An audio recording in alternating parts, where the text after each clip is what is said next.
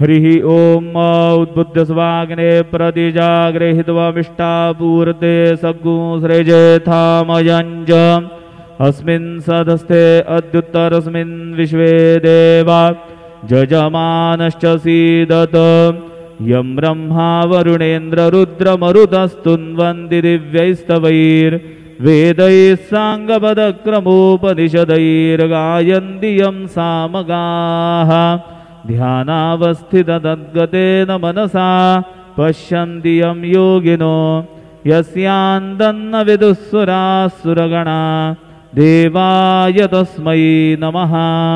गुरुर्ब्रह्मा गुरुर्विष्णु गुरुर्देवो महेश्वरः गुरुः साक्षात् परब्रह्म तस्मै श्री गुरवे नमः।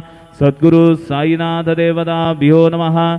सायंपूजनार्थे चरणकमलेभ्यो नमः। चन्दनं समर्पयामि त्वाङ्गन्धर्वाखडौस्त्वामिन्द्रस्त्वां बृहस्पतिः त्वामुखधे सोमो राजाविद्वान्यक्ष्मादमुच्यत।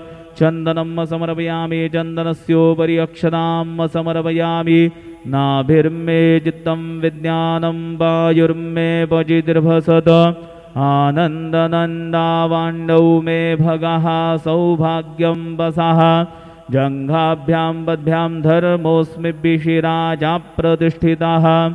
हरिद्रादि सकलसौभाग्यमाङ्गलिकद्रव्याणि समर्पयामि। ऋतुकालोद्भव पुष्पाणि समर्पयामि। सुमाल्यानि सुगन्धिनी मालत्यादिनि वै प्रभो मया नीतानि पूजार्थं पुष्पाणि प्रतिगृह्यताम्।